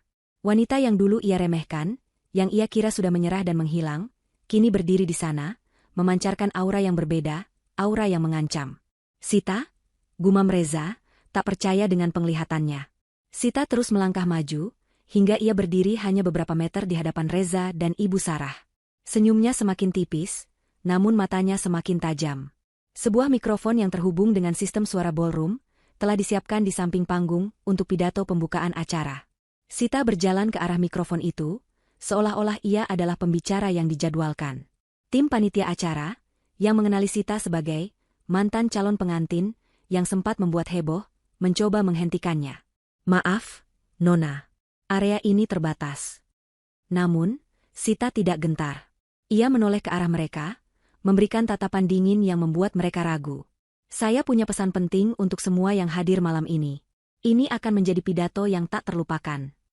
Ibu Sarah tersadar dari keterkejutannya. "Sita, apa yang kau lakukan? Jangan berani-beraninya kau merusak acara ini," teriaknya, suaranya dipenuhi kemarahan dan ketakutan. Reza mencoba meraih lengan Sita, namun Sita menepisnya. "Jangan sentuh saya, Reza. Anda sudah kehilangan hak itu sejak Anda membiarkan ibu saya dipermalukan." Tangan Sita meraih mikrofon. Dentuman musik berhenti. Seluruh ballroom hening, semua mata tertuju padanya. Reza dan Ibu Sarah berdiri mematung, cemas menanti apa yang akan diucapkan Sita. "Selamat malam, hadirin sekalian." Suara Sita menggema di seluruh ruangan, tenang dan jelas, namun penuh kekuatan. "Nama saya Sita. Mungkin sebagian dari Anda mengenal saya sebagai wanita yang seharusnya menikah dengan Reza Sentosa beberapa bulan yang lalu." Para tamu saling berbisik, beberapa mulai mengingat kembali skandal pernikahan yang batal itu. Ibu Sarah mengepalkan tangannya, wajahnya semakin memucat. "Namun, pernikahan itu tidak pernah terjadi," lanjut Sita, suaranya sedikit meninggi. "Dan saya berdiri di sini malam ini untuk menjelaskan alasannya. Alasan yang melibatkan keangkuhan, kebohongan, dan penghinaan yang tak termaafkan." Ia menoleh ke arah Ibu Sarah, matanya menyala. "Tuan dan Nyonya, Anda semua mengenal Ibu Sarah sebagai pengusaha wanita yang sukses, pemilik Sentosa Group yang terhormat. Namun, di balik topeng kemegahan ini, ada sisi gelap yang belum terungkap." Ibu Sarah tergagap. "Sita, tutup mulutmu. Kau memfitnah." "Fitnah?" Sita tersenyum mengejek. "Saya rasa kebenaran lebih pedas daripada fitnah, Ibu Sarah." Sita kemudian mulai membeberkan segalanya, satu persatu, dengan suara yang tenang namun menusuk. Ia menceritakan bagaimana Ibu Sarah secara sengaja menyiram sup panas ke tubuh ibunya di hari pernikahannya, bagaimana ia meremehkan dan menghina latar belakang ibunya di depan umum. Ia menceritakan bagaimana Reza hanya diam, tidak membela ibunya, menunjukkan kelemahannya sebagai seorang pria. "Ini bukan hanya tentang saya," kata Sita, suaranya bergetar, namun tetap tegas. "Ini tentang martabat seorang ibu yang telah berjuang seumur hidupnya. Ini tentang keadilan bagi setiap orang kecil yang pernah Anda remehkan dan injak-injak, Ibu Sarah." Ia kemudian beralih ke ranah bisnis. "Anda mungkin bertanya-tanya mengapa Sentosa Group saat ini sedang terhuyung-huyung. Mengapa proyek Green Valley Residence Anda terancam dihentikan? Mengapa bank-bank menarik diri dan saham Anda terus anjlok?" Ibu Sarah dan Reza menatapnya dengan horor. Mereka mulai memahami. "Itu semua karena saya," ucap Sita dengan tenang, suaranya bagai vonis. "Setiap berita miring tentang perizinan ilegal Anda, setiap bocoran informasi tentang manipulasi laporan keuangan, setiap keluhan pemasok yang Anda tunda pembayarannya, itu semua dari saya." Gemuruh bisikan memenuhi ballroom. Para tamu saling pandang, terkejut mendengar pengakuan Sita. Ini bukan hanya drama pribadi, ini adalah skandal bisnis besar yang terungkap di depan umum. Sita melanjutkan, "Pak Herman, kontraktor yang proyeknya dicaplok Sentosa Group, data-data yang Anda sampaikan sudah saya salurkan ke pihak berwajib.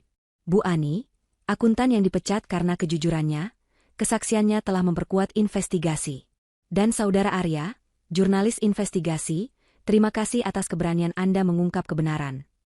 Nama-nama yang ia sebutkan membuat Reza dan Ibu Sarah semakin terkejut. Mereka adalah orang-orang yang selama ini mereka remehkan, yang tidak pernah mereka duga akan menjadi bagian dari rencana balas dendam ini. Dan untuk Anda, Ibu Sarah, kata Sita, menatap mata Ibu Sarah yang kini dipenuhi ketakutan.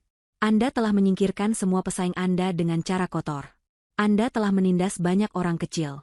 Anda pikir Anda tidak tersentuh. Tapi Anda salah. Hukum karma berlaku. Dan saya adalah perantara karma itu. Ia mengangkat tangannya, menunjukkan beberapa dokumen yang ia pegang. Ini adalah bukti-bukti lengkap tentang manipulasi pajak Sentosa Group, transaksi aset ilegal yang Anda sembunyikan di luar negeri, dan juga rekaman percakapan Anda dengan beberapa pejabat yang terlibat dalam suap perizinan. Mata Ibu Sarah membelalak sempurna. Ia tahu persis apa dokumen-dokumen itu. Itu adalah rahasia tergelapnya, yang ia simpan rapat-rapat. Bagaimana bisa Sita mendapatkannya?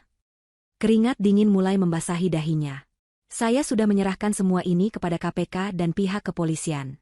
Malam ini, bukan hanya reputasi Anda yang hancur, tetapi juga kebebasan Anda, kata Sita, suaranya penuh kemenangan. Tak lama setelah kalimat itu, sirene mobil polisi terdengar dari luar gedung. Suara sirene mobil polisi memudar di kejauhan, meninggalkan keheningan yang memekakan telinga di ballroom mewah tempat gala amal itu berlangsung. Para tamu yang tadinya menikmati hidangan dan obrolan ringan, kini berdiri kaku, shock dan terkejut dengan pemandangan penangkapan Ibu Sarah dan Reza.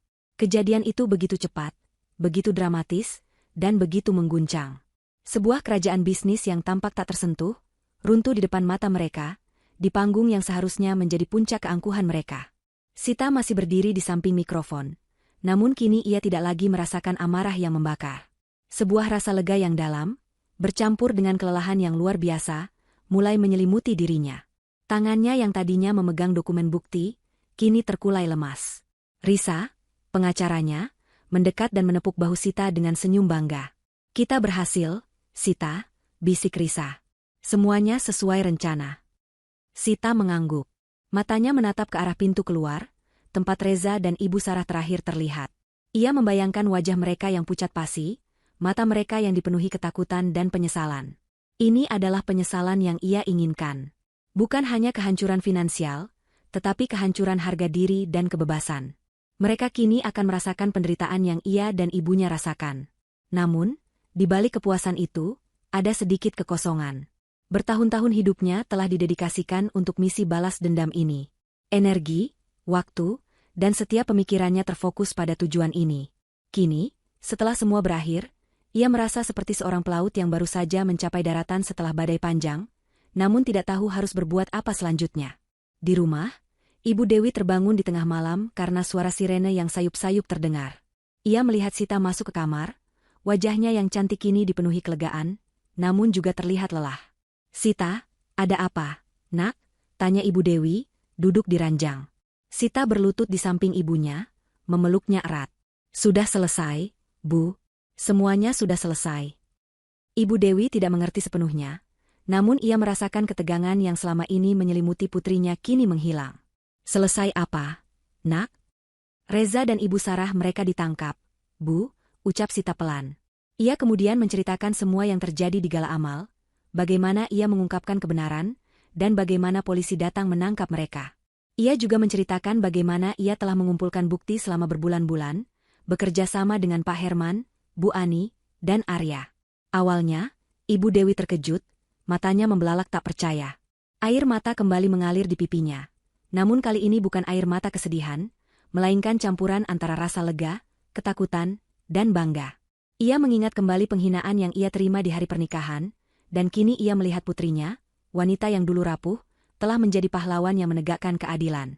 Kamu melakukan ini semua, nak? Bisik Ibu Dewi, membelai rambut Sita. Ibu tidak tahu. Maaf, Bu. Sita tidak ingin ibu khawatir, jawab Sita. Sita tidak bisa membiarkan mereka menghina ibu dan lolos begitu saja. Ini untuk ibu. Untuk martabat kita. Ibu Dewi memeluk Sita lebih erat. Terima kasih, nak. Terima kasih. Ibu bangga sekali padamu. Malam itu, mereka berdua berbagi cerita, tangis, dan tawa. Beban yang selama ini dipikul Sita seolah terangkat. Ibu Dewi, yang sempat kehilangan kepercayaan dirinya, kini merasa dihargai dan dibela. Luka batinnya mulai sembuh. Keesokan harinya, berita tentang penangkapan Reza dan Ibu Sarah, serta runtuhnya Sentosa Group, menjadi headline di seluruh media massa nasional. Skandal itu menyebar luas, mengungkap jaringan korupsi dan praktik kotor di industri properti. Publik terkejut dan marah. Dukungan terhadap Sita mengalir deras dari berbagai pihak, terutama dari masyarakat kecil yang selama ini merasa tertindas oleh praktik-praktik konglomerat. Ia dianggap sebagai simbol keberanian dan keadilan. Arya, sang jurnalis, menulis serangkaian artikel lanjutan yang memuji keberanian wanita misterius yang berani membongkar kebenaran. Sentosa Group dinyatakan bangkrut. Semua aset mereka disita oleh negara untuk menutupi kerugian dan membayar denda. Proyek Green Valley Residence dihentikan total, dan lahan resapan air itu dikembalikan fungsinya. Ribuan karyawan kehilangan pekerjaan, namun sebagian besar dari mereka merasa lega karena lepas dari jeratan perusahaan yang korup. Reza dan Ibu Sarah menghadapi proses hukum yang panjang dan rumit. Dengan bukti-bukti yang kuat, mereka tidak bisa mengelak. Reputasi mereka hancur lebur, nama baik keluarga mereka tercoreng selamanya. Dari pimpinan konglomerasi besar, mereka kini hanyalah narapidana yang menunggu vonis. Di dalam penjara, hubungan Reza dan Ibu Sarah semakin memburuk. Mereka terus bertengkar, saling menyalahkan atas kehancuran yang mereka alami. Ibu Sarah menyesali kesombongannya yang telah memicu dendam Sita. Ia menyesali setiap kata hinaan yang ia lontarkan kepada Ibu Dewi. Ia telah kehilangan segalanya, harta, kekuasaan, dan yang terpenting, kebebasannya. Ia kini harus hidup di balik jeruji besi, mengenakan seragam oranye, memakan makanan penjara, jauh dari kemewahan dan kenyamanan yang dulu ia nikmati. Sementara itu, Reza dihantui penyesalan yang lebih dalam. Ia menyesali kelemahannya, ketidakberaniannya untuk membela Sita dan ibunya. Ia menyadari bahwa cinta Sita adalah hal paling tulus yang pernah ia miliki, dan ia telah mengkhianatinya demi kemewahan semu. Ia teringat janji-janji manisnya kepada Sita, dan kini semua itu terasa begitu hampa. Ia hanya bisa menangis dalam kesunyian selnya, meratapi pilihan-pilihan bodohnya. Bagi Sita, hidupnya kini memasuki babak baru. Balas dendamnya telah usai. Ia telah mendapatkan keadilan yang ia cari, tidak hanya untuk dirinya dan ibunya, tetapi juga untuk orang-orang yang pernah dirugikan oleh Sentosa Group. Ia tidak mencari kekayaan atau ketenaran, tetapi ia mendapatkan keduanya secara tidak langsung. Beberapa tawaran pekerjaan datang dari perusahaan-perusahaan besar yang terkesan dengan kecerdasan dan keberaniannya. Ia juga mendapatkan banyak tawaran untuk memberikan seminar tentang etika bisnis dan pentingnya integritas. Namun, Sita memutuskan untuk tidak langsung terjun kembali ke dunia korporat. Ia ingin fokus pada dirinya sendiri dan ibunya. Dengan uang yang ia dapatkan dari penjualan aset-aset Reza yang sah sebagai kompensasi, melalui bantuan Risa, Sita membeli sebuah rumah kecil yang lebih nyaman untuk ia dan Ibu Dewi. Rumah itu tidak mewah, tetapi hangat dan penuh cinta. Ia juga membantu Ibu Dewi membuka butik jahit kecil yang lebih besar dan modern, di mana Ibu Dewi bisa bekerja dengan nyaman dan dihargai. Sita menghabiskan waktu lebih banyak dengan ibunya, menikmati kedamaian dan kebebasan yang telah mereka perjuangkan. Ia juga mulai melakukan kegiatan sosial, membantu organisasi non-profit yang berfokus pada perlindungan hak-hak perempuan dan pengusaha kecil. Ia ingin menggunakan pengalamannya untuk membantu orang lain yang mungkin mengalami nasib serupa. Suatu sore, saat ia dan Ibu Dewi sedang duduk di teras rumah baru mereka, menyeruput teh hangat, Ibu Dewi menatap Sita dengan senyum tulus.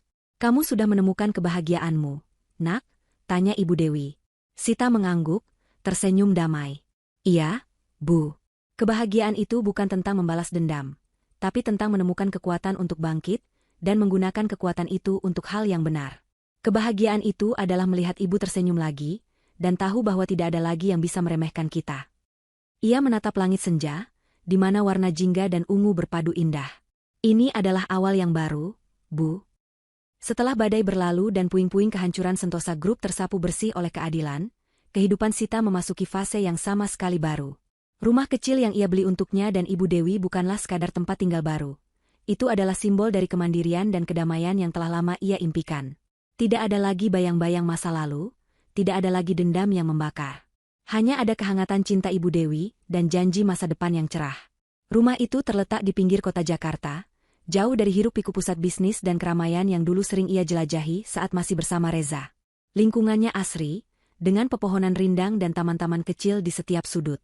Pagi hari diwarnai kicauan burung dan aroma melati dari halaman depan. Bagi Sita, ini adalah surga kecil. Sebuah kontras yang mencolok dengan kemegahan kosong yang dulu ia kejar. Ibu Dewi, dengan semangat baru, sibuk menata butik jahitnya yang kini lebih luas dan modern. Dulu, Ia hanya menerima jahitan di ruang tamu kecil rumah lama. Sekarang, ia memiliki sebuah ruangan khusus yang didesain apik, lengkap dengan mesin jahit baru dan maneken-maneken yang berjejer rapi. Pelanggan mulai berdatangan, tertarik tidak hanya pada kualitas jahitannya yang rapi, tetapi juga pada kisah inspiratif Ibu Dewi yang kini mulai tersebar dari mulut ke mulut. Sita sesekali membantu mengelola pembukuan dan mempromosikan butik ibunya di media sosial. Ia melihat senyum tulus di wajah Ibu Dewi, senyum yang sudah lama tidak ia lihat. Senyum itu adalah hadiah terindah baginya. "Kamu tidak perlu repot-repot begini, Nak," kata Ibu Dewi suatu pagi, saat Sita sibuk mendesain logo baru untuk butiknya. "Ibu senang kamu sudah punya waktu untuk diri sendiri." Sita tersenyum. "Ini bukan repot, Bu. Ini kebahagiaan Sita. Melihat ibu bahagia, itu sudah cukup." Meskipun publik mengenalnya sebagai wanita misterius, di balik kehancuran Sentosa Group, Sita memilih untuk tidak terlalu menonjolkan diri. Ia menolak tawaran wawancara eksklusif dari media nasional dan kesempatan untuk menulis buku. Ia hanya sesekali menerima undangan untuk menjadi pembicara dalam forum-forum kecil tentang etika bisnis, integritas, dan pemberdayaan perempuan. Ia ingin menggunakan suaranya untuk hal-hal positif, bukan untuk terus mengungkit masa lalu yang menyakitkan. Dari kompensasi aset Reza yang telah disita dan dijual oleh negara, Sita mendapatkan jumlah yang cukup signifikan. Uang itu ia gunakan dengan bijak. Sebagian besar ia sisihkan sebagai dana cadangan untuk masa depan Ibu Dewi, memastikan ibunya tidak akan pernah lagi merasakan kesulitan. Sebagian lagi ia investasikan dalam portofolio investasi yang aman, dengan bantuan broker yang sama yang membantunya dalam penjualan saham Sentosa Group dulu. Ia juga menyumbangkan sebagian dananya untuk yayasan-yayasan yang membantu korban penipuan dan ketidakadilan, serta organisasi yang mendukung pengusaha kecil. "Saya ingin memastikan tidak ada lagi orang yang merasakan apa yang ibu saya rasakan," kata Sita kepada kepala yayasan saat ia menyerahkan sumbangan pertamanya. "Uang ini adalah simbol keadilan, bukan dendam." Satu hal yang menarik adalah hubungan Sita dengan Risa dan Arya. Mereka berdua, yang menjadi kunci dalam rencana balas dendamnya, kini menjadi sahabat karib yang sangat ia percayai. Risa, pengacara muda itu, semakin sukses dan dihormati di bidangnya, terutama setelah keterlibatannya dalam kasus Sentosa Group yang menjadi sorotan nasional. Arya, jurnalis investigasi, mendapatkan pengakuan internasional atas keberaniannya mengungkap kebenaran. Mereka bertiga sering bertemu, bukan lagi untuk membahas strategi perang, melainkan untuk makan siang santai, berbagi cerita, atau sekadar tertawa lepas. "Dulu, aku tidak pernah membayangkan bisa jadi seperti ini, Sita," kata Risa suatu kali, sambil menyeruput kopinya. "Kamu benar-benar mengubah hidupku." "Kita mengubah hidup kita sendiri," jawab Sita. "Aku hanya memulai, kalian yang menyempurnakan." Kadang, di tengah kesibukannya, Sita teringat akan Reza dan Ibu Sarah. Ia mendengar kabar bahwa mereka telah dijatuhi hukuman penjara yang panjang, dan semua banding mereka ditolak. Sentosa Group resmi dilikuidasi. Nama mereka kini identik dengan skandal dan kehancuran. Mereka tidak hanya kehilangan harta dan kebebasan, tetapi juga seluruh kehormatan dan status sosial yang selama ini mereka banggakan. Sita tidak lagi merasakan kebencian. Rasa itu telah digantikan oleh rasa kasihan. Mereka telah membayar harga yang sangat mahal untuk keangkuhan mereka. Ia berharap, di balik jeruji besi, mereka bisa merenungkan kesalahan mereka dan menemukan jalan menuju penyesalan yang tulus. Ia juga mulai membuka hati untuk kemungkinan cinta yang baru. Setelah semua yang terjadi, Sita menjadi lebih selektif. Ia tidak lagi terburu-buru. Ia tahu nilai dirinya, dan ia tidak akan lagi membiarkan siapapun meremehkan dirinya atau orang yang ia cintai. Ia mencari seseorang yang menghargai integritas, menghormati keluarganya, dan memiliki hati yang tulus. Suatu hari, saat menghadiri sebuah pameran seni lokal dengan Ibu Dewi, Sita bertemu dengan seorang seniman pahat bernama Danu. Danu adalah pria sederhana, dengan senyum ramah dan mata yang teduh. Ia tidak punya kekayaan melimpah atau status sosial tinggi, tetapi ia memiliki jiwa yang kaya dan hati yang baik. Mereka mulai sering bertemu, membicarakan seni, kehidupan, dan berbagi impian. Perlahan, benih-benih cinta mulai tumbuh kembali di hati Sita, kali ini dengan fondasi yang lebih kuat dan tulus. Ibu Dewi melihat kebahagiaan putrinya, dan ia merasa damai. "Danu itu anak baik, Nak. Dia tulus," bisik Ibu Dewi suatu malam. Sita tersenyum. "Iya, Bu." Sita tahu. Hidup Sita kini penuh dengan tujuan baru, bukan lagi dendam, melainkan membangun kebaikan. Ia menjadi relawan aktif di panti asuhan dekat rumahnya, mengajari anak-anak membaca dan menggambar. Ia menikmati setiap momen kecil dalam hidupnya, dari secangkir teh hangat di pagi hari, obrolan ringan dengan ibunya, hingga senyum tulus dari anak-anak panti asuhan. Ia adalah bukti nyata bahwa dari kehancuran, bisa lahir kekuatan yang tak terduga. Dari kepedihan, bisa tumbuh empati dan kebijaksanaan. Kisah Sita menjadi inspirasi bagi banyak orang. Sebuah narasi tentang bagaimana seorang wanita sederhana bisa bangkit dari keterpurukan, menegakkan keadilan, dan menemukan kebahagiaan sejati tanpa harus kehilangan jiwanya dalam kobaran api dendam. Ia telah membalas, tetapi juga telah memaafkan, bukan demi mereka, tetapi demi dirinya sendiri, untuk melanjutkan hidup dengan hati yang bersih. Waktu terus bergulir, membawa Sita melangkah lebih jauh dari bayang-bayang masa lalu yang kelam. 2 tahun setelah keruntuhan Sentosa Group dan penangkapan Reza serta Ibu Sarah, kehidupan Sita dan Ibu Dewi telah sepenuhnya bertransformasi. Bukan hanya secara materi, tetapi juga secara batin. Mereka kini menikmati kebahagiaan sejati yang dulu terasa seperti fata morgana. Butik jahit Ibu Dewi, yang semula kecil, kini telah berkembang pesat. Berkat sentuhan manajerial Sita dan promosi di media sosial, butik itu telah menjadi salah satu nama yang dikenal di kalangan penjahit busana muslim dan kebaya. Pelanggan datang dari berbagai kalangan, tertarik pada desain yang unik dan kualitas jahitan yang rapi. Ibu Dewi tidak lagi bekerja keras seperti dulu. Ia kini dibantu oleh beberapa penjahit muda yang ia ajari dengan penuh kesabaran. Setiap hari, tawar yang Ibu Dewi terdengar dari butiknya, menjadi melodi indah yang memenuhi rumah mereka. Sita sendiri telah menemukan panggilan barunya. Ia tidak pernah kembali ke dunia korporat yang penuh intrik. Sebaliknya, ia mendedikasikan dirinya untuk kegiatan sosial dan pemberdayaan masyarakat. Ia mendirikan sebuah yayasan kecil yang fokus pada bantuan hukum dan advokasi bagi pengusaha kecil yang terzolimi, serta pelatihan keterampilan bagi perempuan korban kekerasan dan penipuan. Kisahnya menjadi inspirasi hidup bagi banyak orang. Setiap kali ia berbicara di depan umum, suaranya yang tenang namun tegas memancarkan harapan dan kekuatan. Ia membuktikan bahwa keadilan bisa diraih, dan bangkit dari keterpurukan adalah pilihan, bukan takdir. Hubungannya dengan Danu, seniman pahat itu, juga semakin mendalam. Danu adalah kebalikan dari Reza. Ia tidak memiliki kekayaan berlimpah, tetapi ia kaya akan kebaikan hati, kesederhanaan, dan kejujuran. Ia mencintai Sita apa adanya, menghormati Ibu Dewi layaknya ibu kandungnya sendiri, dan tidak pernah sedikitpun meremehkan latar belakang mereka. Danu sering menemani Sita dalam kegiatan sosialnya, membantu mengajar seni kepada anak-anak panti asuhan, atau sekadar menjadi pendengar setia saat Sita lelah. Mereka tidak pernah membahas masa lalu Sita dengan Reza secara detail, karena Danu percaya bahwa masa lalu adalah pelajaran, dan masa depan adalah tentang kebahagiaan. Suatu sore, Danu mengajak Sita ke sebuah galeri seni kecil di pinggir kota. Di sana, terpajang sebuah patung pahatan yang indah, terbuat dari kayu jati. Patung itu menggambarkan seorang wanita yang sedang memeluk erat seorang wanita tua, dengan ekspresi wajah penuh ketabahan dan cinta yang tak tergoyahkan. Di bagian bawah patung, terukir tulisan, "Untuk Ibu Dewi dan Sita, simbol kekuatan dan kasih sayang abadi." Sita terharu. Air mata menggenang di matanya. Ia menoleh ke arah Danu yang tersenyum lembut. Ini indah sekali, Danu." "Seperti kalian," kata Danu, menggenggam tangan Sita. "Kalian berdua adalah inspirasi bagiku." Danu melamar Sita di hadapan Ibu Dewi, di teras rumah mereka yang asri. Bukan dengan cincin berlian mewah seperti Reza dulu, melainkan dengan cincin perak sederhana yang ia ukir sendiri. Ibu Dewi tersenyum haru, memberikan restu sepenuh hati. Kali ini, tidak ada lagi keraguan. Ini adalah cinta yang tulus, yang berlandaskan pada rasa hormat dan pengertian. Pernikahan Sita dan Danu berlangsung sederhana, namun penuh kehangatan. Hanya dihadiri keluarga dekat dan sahabat-sahabat mereka, Ibu Dewi, Risa, Arya, Pak Herman, Bu Ani, dan beberapa anak dari panti asuhan yang kini memanggil Sita, kakak. Tidak ada kemewahan, tidak ada sorotan media yang berlebihan. Hanya ada kebahagiaan murni dan doa tulus dari orang-orang yang mencintai mereka.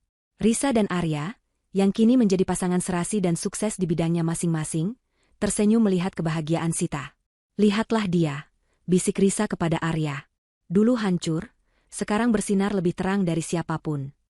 "Keadilan memang tidak selalu datang dengan cepat, tapi pasti datang," jawab Arya. Sementara itu, di balik dinding penjara yang dingin, Reza dan Ibu Sarah masih menjalani sisa hukuman mereka. Kehidupan mereka adalah neraka yang sesungguhnya. Mereka telah kehilangan segalanya, bahkan harapan. Pertengkaran menjadi makanan sehari-hari, penyesalan adalah teman setia. Ibu Sarah yang dulunya anggun dan berkuasa, kini terlihat renta dan rapuh. Ia seringkali menangis dalam diam, meratapi pilihan-pilihan yang menghancurkan hidupnya. Ia melihat pantulan dirinya di cermin penjara, sosok wanita tua yang berlumuran dosa dan tak lagi memiliki kehormatan. Reza semakin depresi. Penyesalan akan kehilangan Sita menghantuinya setiap malam. Ia melihat foto-foto lama Sita di benaknya, wajah polos yang penuh cinta, yang kini telah ia hancurkan dengan kelemahannya. Ia tahu, ia tidak akan pernah mendapatkan kesempatan kedua. Ia telah kehilangan berlian demi kerikil. Hidupnya kini adalah penyesalan abadi. Sebaliknya, Sita telah menemukan makna sejati dari kaya dan berkuasa. Kekayaannya bukan lagi uang, melainkan cinta dan kedamaian hati. Kekuasaannya bukan lagi intimidasi, melainkan kemampuan untuk menginspirasi dan membantu sesama. Ia kini adalah wanita yang utuh, yang telah melalui api penyucian dan bangkit menjadi sosok yang lebih baik. Di suatu pagi yang cerah, Sita berdiri di depan cermin, mengusap perutnya yang mulai membuncit. Sebuah senyum haru terukir di wajahnya. Ia akan menjadi seorang ibu. Anak ini akan dibesarkan dalam lingkungan yang penuh cinta, integritas, dan martabat. Ia akan mengajari anaknya tentang pentingnya menghargai orang lain, tentang kekuatan kejujuran, dan tentang bagaimana bangkit dari setiap badai kehidupan. Kisah, Kubawa Kedua Mertuaku, berakhir di sini, bukan dengan kesedihan, melainkan dengan kebahagiaan yang berlimpah. Sebuah bukti bahwa dendam, jika dijalankan dengan bijak dan pada akhirnya dimaafkan, bisa menjadi jembatan menuju kehidupan yang lebih baik. Keadilan telah ditegakkan, dan Sita telah menemukan kedamaian, bukan dalam kehancuran orang lain, tetapi dalam pembangunan kembali dirinya sendiri dan orang-orang yang ia cintai.